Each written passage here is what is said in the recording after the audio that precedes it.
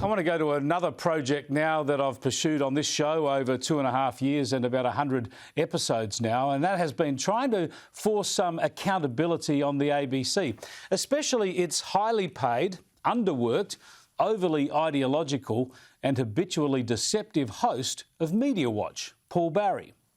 The highest paid person in Australian television per minute on air, who, as you know, is Paul Barry at the ABC's Media Watch. Here's a bloke who's paid over $200,000 a year by taxpayers and has a team of at least 8 people and a budget of about $2 million, we think, to put together 15 minutes of formulaic, misleading and ideological TV each week.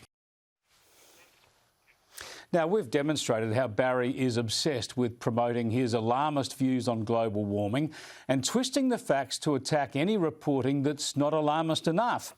But more than anything, he's obsessed with spending taxpayers' money attacking the commercial media that pays its own way, especially the owners of this station, News Corp.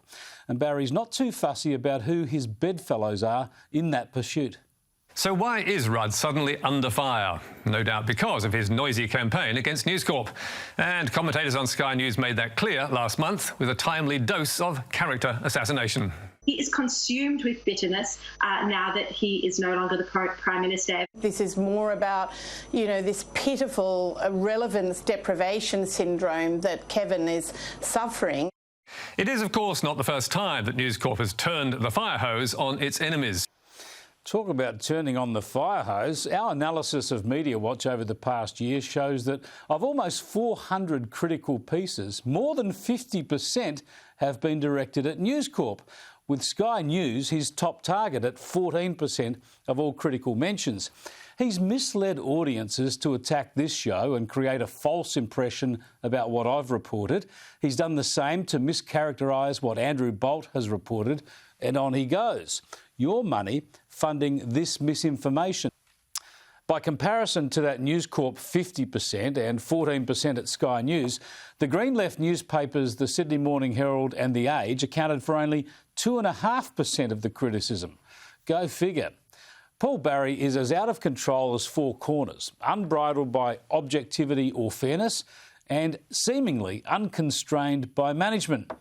Jack, what's the show here? Is there no one at the ABC who can actually force this program to be fair and objective?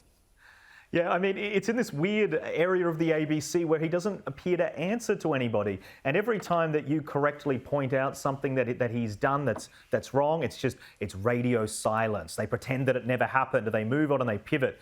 One of the greatest examples of the pivoting was the Dark Emu section, where they've been attacking Andrew Bolt for ages, and then all of a sudden Paul Barry is now on Bolt's side, pretending that he was never against it.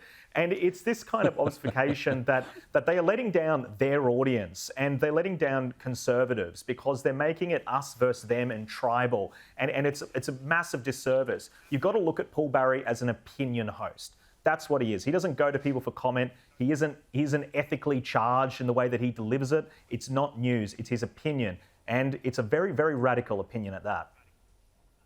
So, Sophie, when are they going to get some gender diversity and maybe even ideological diversity and get you to host Media Watch?